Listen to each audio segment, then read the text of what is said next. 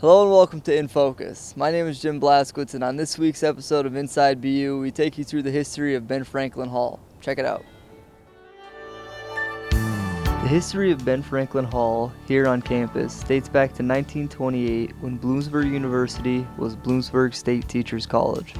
As a teachers college, the campus always had what was referred to as a model school or a training school in which children from the town of Bloomsburg would be educated by both teachers here on campus and student teachers preparing to graduate.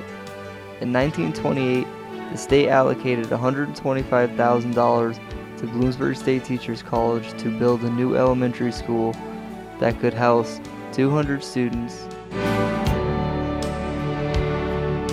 By February of 1929, the plans were created for the new building. The building was designed to house 3 classrooms and a large demonstration room on the first floor, 4 classrooms on the second floor, a playroom for the children in the basement, and also a playground outside for recess.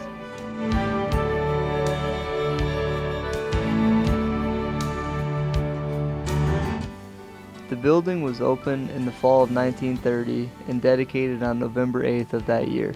The reason for the building being named after Ben Franklin was because the university wanted to choose a name that was connected with Pennsylvania, but also a name that could identify with childhood and evoke imagination in every field of learning. So Benjamin Franklin was the name that was chosen, and to this day you can still see some of his quotes carved into parts of the building. The training school had kindergarten, grades 1 through 6, and special education.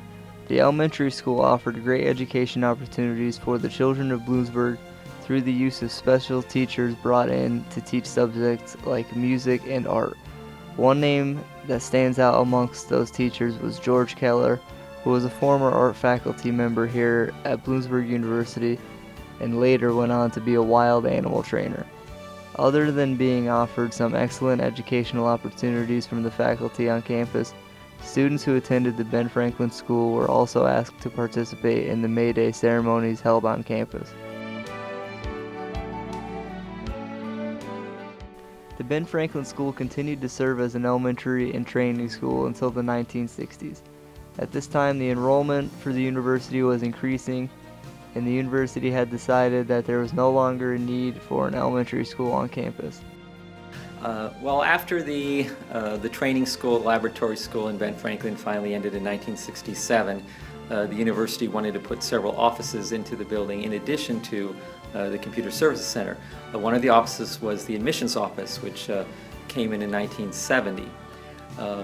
One thing that, for the interesting artifact that the University Archives has relating to that, they wanted to put a new sign up for the admissions office, and so a workman had pulled out the old sign and it was just lying on a pile of dirt, and a student who was here at the time was walking by and saw the sign, and he asked him, could I have that sign? And so the workman didn't care, so he gave him the sign, and for 40 years he kept it in his garage, hoping one day to put his name on it and having people say that so they could come up to his house and know that was his house. He never got around to it, and then he finally decided to give it back to the university, and so it's one of the more unusual items of our past that are here in the archives. The building started to be remodeled in 2006. The university put a large addition on the back of the building to have a state-of-the-art area for the mainframe computer system. Ben Franklin Hall is now over 80 years old, and although it is better known for being an elementary school on campus, it has spent more of its life housing the technology department. Ben Franklin Hall stands today as a very interesting building with a diverse history, which served many people over the years.